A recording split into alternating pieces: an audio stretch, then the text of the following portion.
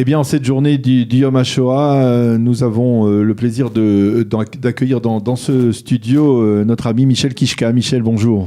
Bonjour Daniel.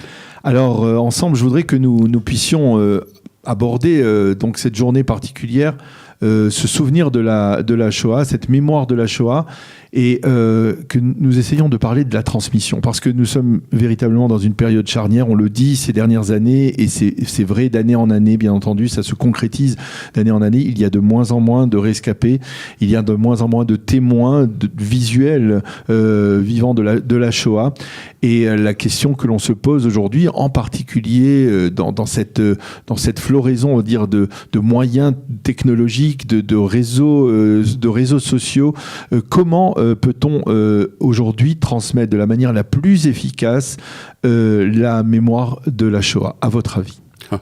C'est une grande question. Ah oui, absolument une grande question. D'abord, c'est vrai que d'ici quelques années, il n'y aura plus de survivants vivants. Ça, c'est vrai. Mon père vient d'avoir 93 ans. Un jour, il ne sera plus là, lui aussi. Mais lui-même, ça fait déjà 3 ans, depuis qu'il a 90 ans, il a arrêté de témoigner. Il n'a plus la force de le faire. Oui.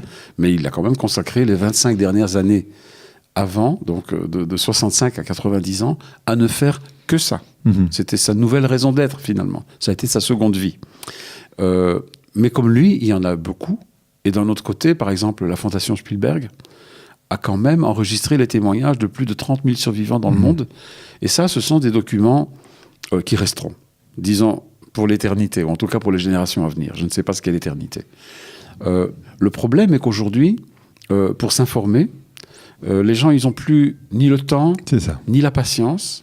Ils ne sont plus devant des écrans dans des salles de cinéma pour voir des grands documentaires ou pour voir des grands films.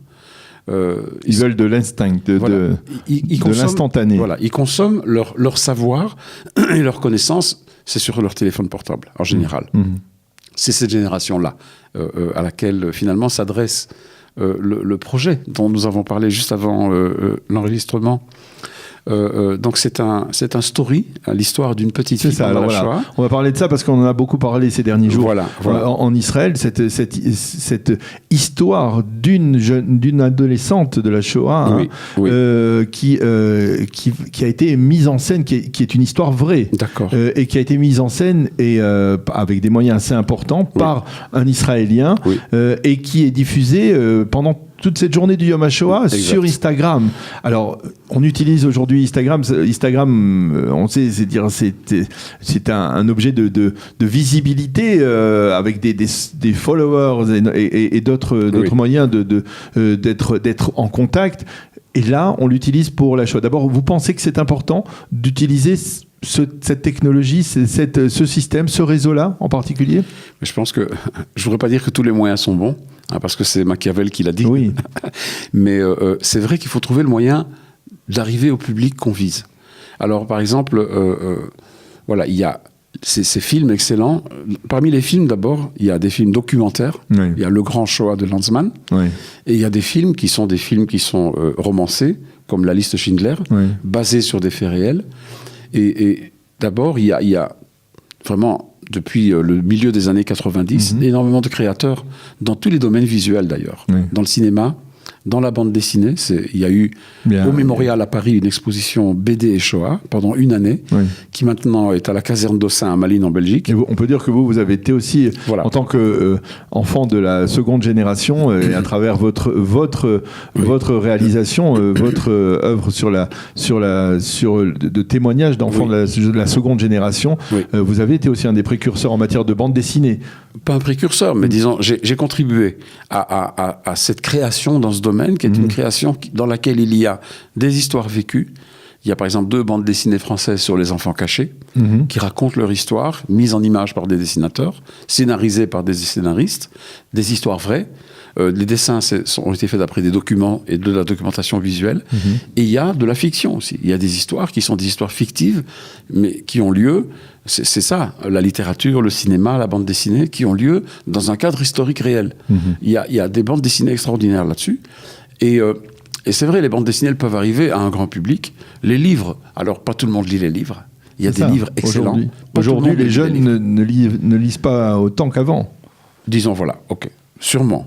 Disons, en tout cas, pour arriver aux jeunes, il faut trouver un moyen. Alors, c'est vrai que quand j'ai entendu parler de ce projet, j'avais déjà quelques petites réserves au départ, mais finalement, je me suis dit, ce qui est intéressant dans cette histoire-là, il y a deux choses. Premièrement, c'est que on met en scène l'histoire d'une petite fille dans la Shoah, dont on doit imaginer plein de choses, parce que finalement, c'était pas documenté. Tout ce qui est dans le film n'est pas. C'est vrai que le fond de l'histoire est vrai, mais pour qu'elle joue les scènes, l'actrice, le metteur en scène qui a mis ça en scène, il a fallu qu'ils écrivent un scénario. Okay. Il a fallu qu'ils se basent sur la vraie histoire de la Shoah, sur ce qu'aurait pu passer une jeune adolescente pendant la Shoah, pour imaginer des choses.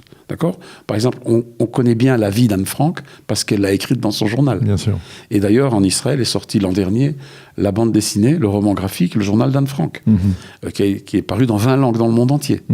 Donc il y a quand même dans des histoires réelles, ce qui est intéressant, et c'est comme ça qu'on arrive au cœur des gens, c'est qu'on parle de la petite histoire de personnages réels, ou même de personnages imaginaires qui s'inscrivent dans la grande histoire. Ce qui parle à tout le monde, aux jeunes comme aux moins jeunes, ce sont les petites histoires vraies des gens. Et quand on a un personnage auquel on peut s'attacher, plutôt que des chiffres, et plutôt que des documentaires qui sont abstraits souvent. Il y a 6 millions, et il y a autant de pourcentage. C'est compliqué d'appréhender, disons, le mécanisme, par exemple, de l'extermination et de la solution finale. Mais quand on suit un personnage auquel on peut aussi s'identifier, si on est jeune et qu'on regarde sur Instagram l'histoire d'une petite fille qui pourrait avoir l'âge de celui qui regarde, à partir de ce moment où l'identification peut se faire, alors je pense que la transmission se fait d'une façon très forte.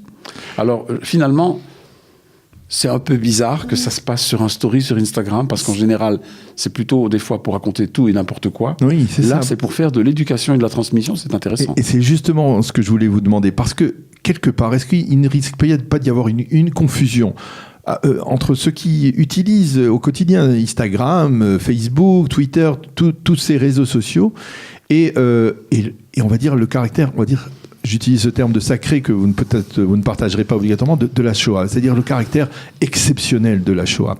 C'est-à-dire finalement, la Shoah, c'est une de milliers de stories que l'on peut trouver sur Instagram, et rien de particulier. Est-ce qu'il n'y a pas un risque, là, quelque part, de banaliser la Shoah ? Non, je pense pas. Je pense pas qu'il y ait un risque de banaliser. D'abord, moi, j'accepte le terme sacré pour la Shoah. Oui. Je pense, pour moi, c'est la seule chose sacrée qui existe. D'accord ? Et c'est là-dessus qu'on ne se rejoint peut-être pas. Mais c'est vrai, je pense que c'est important. Et d'ailleurs, je me suis retrouvé aux Nations Unies en 2006, après l'affaire des caricatures de Mahomet au Danemark. Oui. Dans un débat public auquel avaient été invités des caricaturistes, il y avait un caricaturiste danois qui est venu finalement défendre les dessins danois en disant que de toute façon pour lui, aucune religion n'est sacrée et que la seule chose sacrée qu'il connaisse, ce soit la Shoah. Alors que ça vienne d'un Danois, ça m'a énormément frappé, ça m'a énormément marqué, parce que c'est aussi le ressenti que j'ai en tant que juif laïque. Et c'est vrai, c'est quelque chose qu'il faut manipuler avec précaution, d'accord ? Il devrait y avoir une étiquette sur la Shoah, comme ça, manipuler avec précaution. Et c'est vrai qu'on pourrait faire tout et n'importe quoi avec ça. Mais je sais que c'est un projet dans lequel a été investi énormément d'argent pour pouvoir faire quelque chose de qualité. J'espère que ce sera le cas. Je ne sais pas si je le verrai. Moi, personnellement, je crois beaucoup aux rencontres. Je crois beaucoup aux rencontres humaines. Alors, c'est vrai que en France, en Belgique, par exemple, mais même aussi en Israël, et peut-être aussi dans d'autres pays, je ne sais pas, venaient dans le système de l'éducation nationale, dans les écoles, des anciens rescapés, des résistants, d'accord, des anciens combattants, pour parler aux enfants et raconter leur histoire. Et c'est ce que mon père a fait. C'est vrai qu'ils ne vont plus être là, mais d'un autre côté, moi, c'est ce que je fais aussi depuis que j'ai mon livre Deuxième Génération, qui a été publié en France en 2012, chez Dargaud, et il a été traduit dans 9 langues.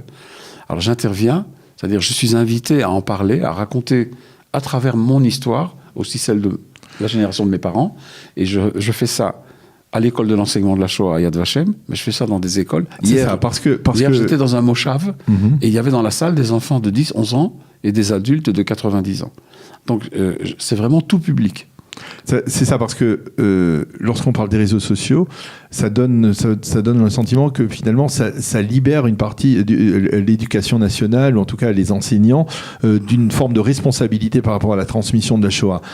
Comment justement conserver dans le cadre scolaire aussi, puisque vous êtes pas seulement caricaturiste, mais vous êtes aussi un des professeurs de l'école des Beaux-Arts d'Israël de Betzalel. Comment justement dans le cadre scolaire, dans un cadre scolaire et universitaire, continuer à transmettre? Vous savez, je sais qu'il y a eu pas mal de débats, même en France, sur à quel âge faut-il commencer à en parler. Oui. D'accord. C'est vrai que je pense qu'il faut pas commencer à la maternelle. Je ne sais pas, j'ai pas de réponse à ça parce que c'est pas mon métier. Mais c'est vrai que l'enseignement, moi j'ai pas mal de réserves par rapport à la façon dont la transmission de la mémoire de la Shoah est faite en Israël. Pourquoi ? Dans la mesure où j'ai l'impression que c'est quelque chose qui est un espèce d'argument avec lequel on peut marteler et qui est utilisé à des fins qui ne sont pas toujours ce que je souhaiterais qu'il soit fait, c'est-à-dire, par exemple, des écoles, quand elles font cette marche de la vie, et qu'elles vont à Auschwitz et Birkenau, par exemple. Ou alors les voyages, vous parlez aussi des voyages, hein, pas seulement dans le cadre de la marche des vivants, mais aussi dans le cadre de ces voyages d'une semaine en Pologne. Absolument. Je pense qu'il y a une bonne façon de préparer les élèves, et j'ai été dans des écoles, parler moi-même et les rencontrer, et mon impression c'est que d'une manière générale, les profs font du bon travail, mais c'est pas toujours fait partout. Et quand j'entends des jeunes qui reviennent, certains jeunes des fois, qui reviennent de là, pas tous évidemment, et qui se sentent gonflés dans leur nationalisme par rapport à ce qui se passe, je pense que c'est pas ça le but de la transmission. C'est pas de les gonfler dans leur nationalisme, c'est de leur faire prendre conscience du cadre historique dans lequel cette chose s'est inscrite et d'avoir une connaissance de ce passé. D'avoir une connaissance, j'ai l'impression qu'il y a une focalisation sur la Shoah et une utilisation à des fins un peu nationalistes, un peu politiques, qui me gênent, et notamment, je pense personnellement, mais évidemment on n'est pas obligé d'être d'accord avec moi, qu'on ne devrait pas brandir des drapeaux israéliens à Auschwitz par exemple. On devrait... Pourquoi pas ? Moi, ça me gêne. Ça me gêne que ce soit une espèce de manifestation. Parce que quelque part, on vous dira que c'est dire ce drapeau, c'est comme le disait hier ou il y a quelques jours le rabbin qui a été blessé l'Israël Haï d'une certaine manière. Malgré tout, malgré la volonté des nazis d'exterminer à Auschwitz, eh bien, ce drapeau, il est la preuve de cette... Il y a deux choses, Daniel. J'ai l'impression que Israël ne devrait pas s'approprier la Shoah comme si elle ne concernait que les Juifs. Je pense que la Shoah, c'est un problème de l'humanité entière. Mais ça l'est, l'un n'empêche pas l'autre. En politisant cette mémoire, je pense qu'on fait du tort à cette mémoire. Ça, c'est mon point de vue. L'un n'empêche pas l'autre. On peut conserver pour le peuple juif cette volonté de considérer l'État d'Israël comme, on va dire, une réponse à ceux qui ont voulu détruire le peuple juif et conserver le caractère international de la Shoah, par exemple, avec cette journée de l'ONU le 27 janvier. Je ne suis pas d'accord entièrement avec cette approche, parce que le sionisme n'est pas né en 1945, d'accord, et il est né bien avant. Et c'est sûr que la Shoah a eu un poids très important au moment où la décision a été prise aux Nations Unies, la décision du partage de la Palestine, le 27 novembre 48. C'est clair. 29 novembre 47, pardon. Donc c'est clair que ça a eu un poids. Mais aussi, il ne faut pas oublier non plus que les Nations Unies de l'époque, qui était la Société des Nations, n'étaient pas celles d'aujourd'hui. Et je pense que, d'une manière ou d'une autre, tout avait été déjà mis en place longtemps avant que la Shoah n'ait pu exister dans la tête d'Hitler, pour que, dans un moment ou un autre, et Herzl avait prévu 50 ans, au congrès de Bâle, que naisse l'État juif. Donc, il y a une liaison, mais je ne pense pas qu'il faille la comprendre comme quelque chose de presque mathématique. Alors justement, puisque vous-même vous parlez de cette nécessité de rendre le message de la Shoah universelle, aujourd'hui, on est bien obligé de constater, après les attentats en France, les attentats en Europe, maintenant aux États-Unis, une résurgence de l'antisémitisme. Comment également la combattre, et quel est le rôle? Alors ça dépasse aujourd'hui, on va dire, le peuple juif, et ça dépasse l'État d'Israël lui-même, mais comment, par exemple, même dans les communautés de diaspora, transmettre l'enseignement de la Shoah afin d'essayer de juguler ce fléau de l'antisémitisme qui relève la tête? J'ai pas de réponse. J'ai pas de réponse. Et d'ailleurs, je suis pas sûr qu'on puisse parler de résurgence. Je pense que l'antisémitisme a toujours existé. Il s'est libéré, on va dire. Voilà. Et une partie de la libération de la parole, d'abord, c'est un phénomène qui est lié aux réseaux sociaux. D'accord ? Parce qu'avant, personne n'avait de parole. D'accord ? Un individu n'avait pas une parole, ou en tout cas, il ne pouvait pas la faire entendre. Aujourd'hui, il suffit qu'il soit lié à un réseau social ou à un autre pour qu'il puisse faire entendre sa parole. Et c'est pour ça que certains des réseaux sociaux sont une espèce de ramassis du pire et du meilleur. C'est ça. D'accord ? Ce sont des instruments qui empêchent l'isolement et qui permettent la communication. Mais là-dedans, étant donné qu'il n'y a pas véritablement un contrôle, Zuckerberg lui-même n'a pas de solution à ça. Donc, il y a des idéologies nauséabondes qui circulent, auxquelles des gens sont exposés. Vous allez sur des sites, vous ne savez pas si vous êtes un humain lambda, si c'est un site d'information, si c'est un site de propagande. Vous écrivez juif sur Google, vous avez des sites antisémites, en même temps que des sites d'information. C'est devenu très compliqué d'avoir accès à la réalité, à la vérité, à travers les réseaux sociaux. Mais pour reparler quand même... On doit en déduire, parce que nous devons terminer cet entretien, que finalement aujourd'hui, il y a toujours des défis de transmission de la Shoah. Mais j'ai pas de solution à ça. Mais je voulais quand même, avant qu'on termine, vous dire que ce qui m'a énormément gêné l'an dernier, ça a été le débat entre Netanyahou et le Premier ministre de la Pologne, d'accord ? Cette dispute diplomatique qu'il y a eu autour de la reconnaissance de la responsabilité de la Pologne dans la Shoah. Je pense que ce n'est pas le rôle d'un politicien, qui soit chef d'État ou moins que chef d'État, de prendre des décisions qui entravent l'histoire et la mémoire. Je pense qu'il a commis une grave erreur. Ça n'aurait pas dû se faire de cette façon-là. Quitte à ce qu'il n'y ait plus de relations diplomatiques avec la Pologne, jusqu'à ce que la Pologne vire sa cutie et qu'ils élisent quelqu'un de plus libéral. On ne peut pas jouer avec l'histoire. Eh bien, merci beaucoup, Michel Kichka. On ne peut pas jouer avec l'histoire, ça restera aussi d'une certaine manière l'un des messages que vous avez voulu nous transmettre dans cet entretien à l'occasion du Yom HaShoah. Merci encore, Michel Kichka, d'être venu dans notre studio en cette journée du souvenir. Et à bientôt. Shalom. Merci à vous.